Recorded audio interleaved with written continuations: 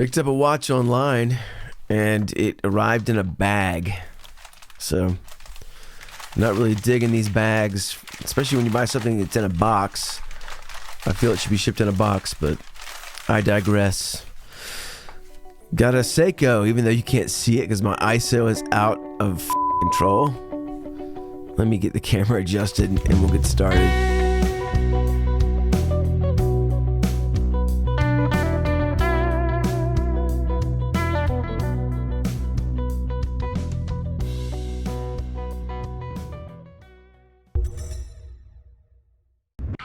Camera adjusted, check.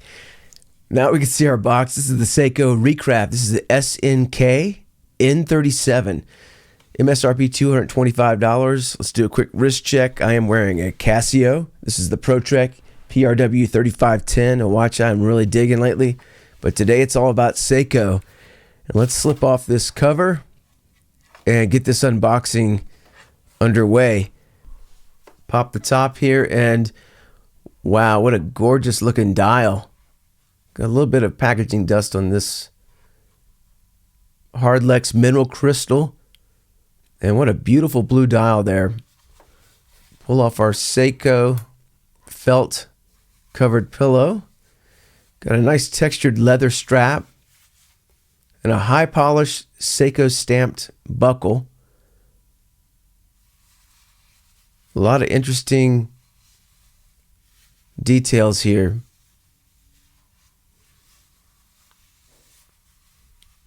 First impressions are this is a great looking watch.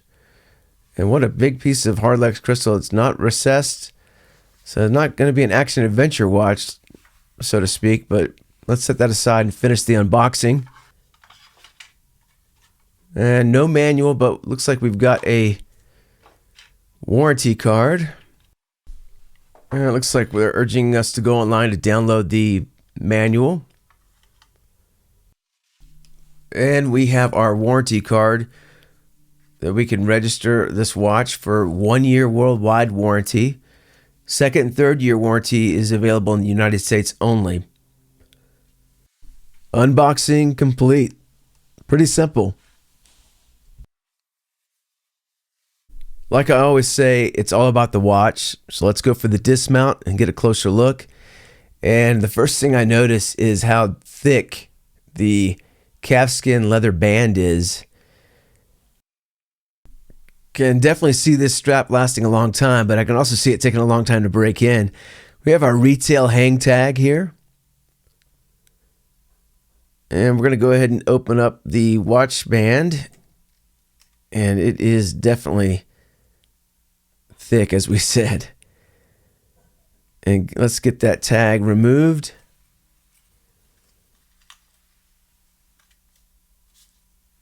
And take a closer look at this beautiful watch.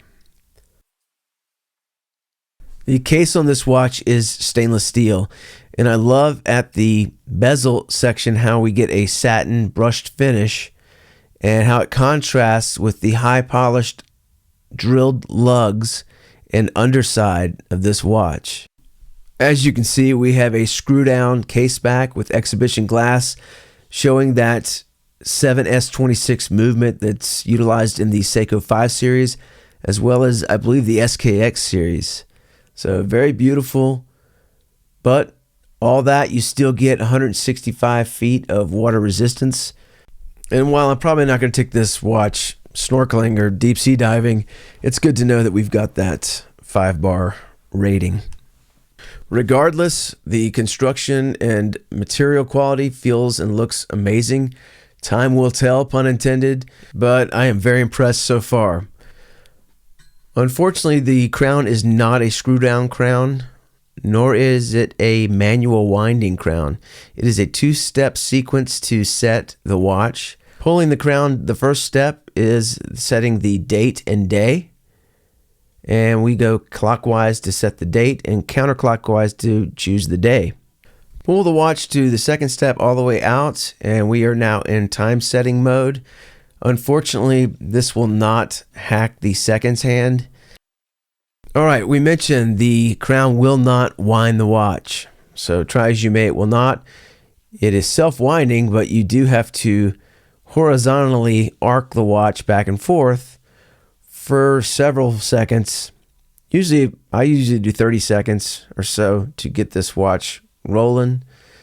And just to show you what the movement's doing, not sure if it'll show up on camera, but we've got the movement rocking and rolling. And basically a frisbee motion without throwing your watch. Just going it, arcing it left and right horizontally will get that movement running. Give you some different angles of that gorgeous hardlex crystal and that wonderful, brilliant blue dial. Really looks like a much more expensive watch than even the MSRP. And you can find these, well under the MSRP online. Just love the way this watch looks.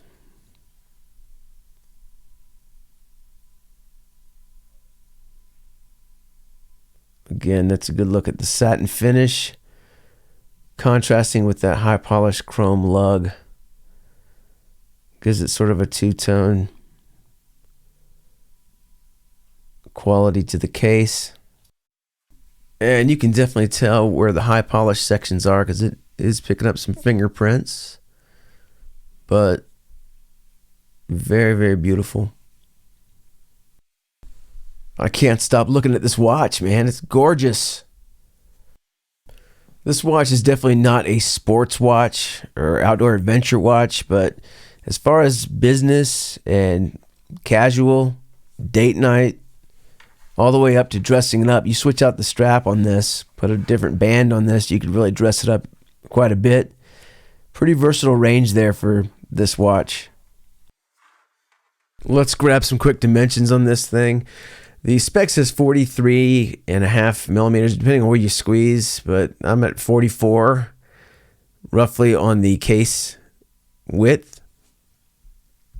Our case thickness is 11.5 millimeters, so moderate thickness there. Our lug width is right at 24 millimeters. And our awesome watch band is going to taper from 24 millimeters all the way down to roughly 20 millimeters.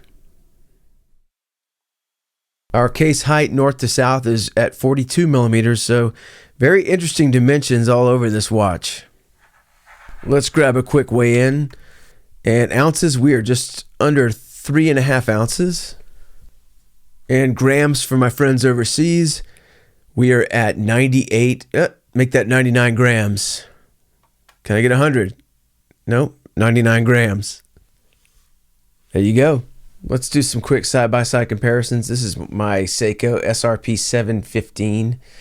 It's got a little bit better movement on it, and it's a great feel watch that I can dress up quite a bit, and I really love this watch. Had it for several years. Just giving you just a size perspective here. Give you an idea of the thickness comparison. You can definitely see the thickness comparison of the straps. That's for sure. Love the dome shape of the hardlex crystal on that SRP 715. It's raised up, it's gorgeous. Get a reverse shot of the exhibition glass on the back of both.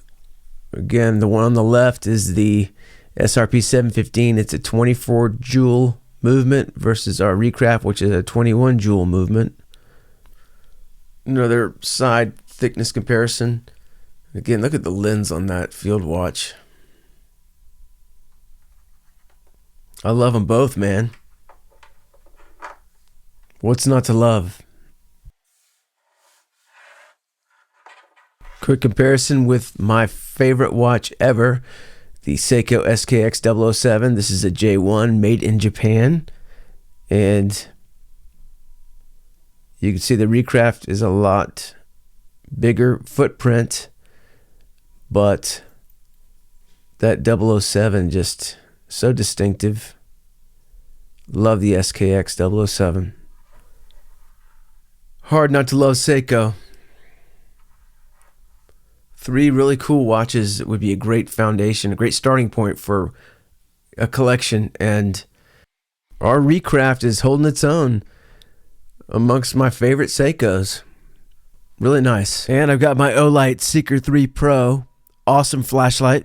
And I do have to mention that there is one very valid knock against our Recraft. And it is, you guessed it, no lume. Zero lume. Kind of sucks. But there you have it. All right, well, let's go ahead and do a couple more comparisons here real quick. Did I mention how much I love this Casio ProTrek PRW 3510?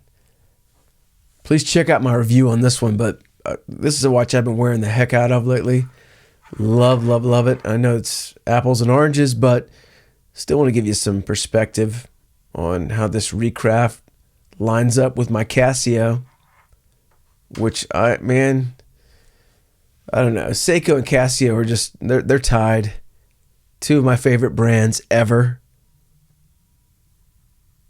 How do you pick a favorite in this group? It's impossible. And why do my videos run so long? Well, it's because I have to show you my G-Shock GW6900. My favorite G-Shock. Again, not the same genre as our Recraft, but just want to give you some perspectives on my comparisons here. Watches I love. I think I'm turning into a watch nerd. I don't know.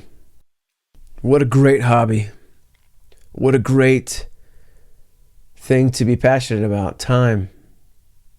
Horology. Without further ado, let's get this thing on wrist and wrap this video.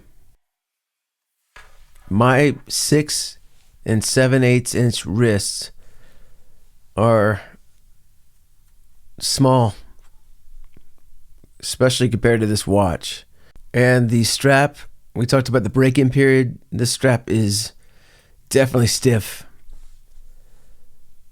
but the watch is gorgeous, and I'm going to figure out the strap here. All right, I'm settled in, and what a beautiful watch.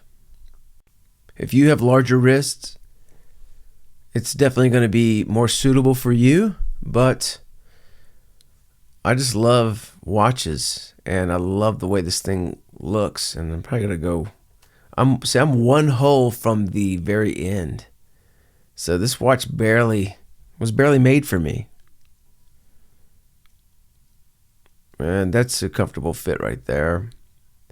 Again, I would have to break this strap in.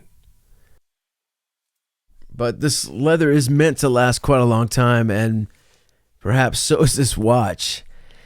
And that is it for the Seiko SNKN37. And I like it a lot.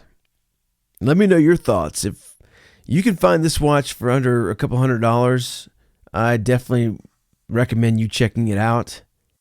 And it will positively get plenty of looks and lots of great conversation from anyone and everyone that admires great quality and timeless automatic wrist watching.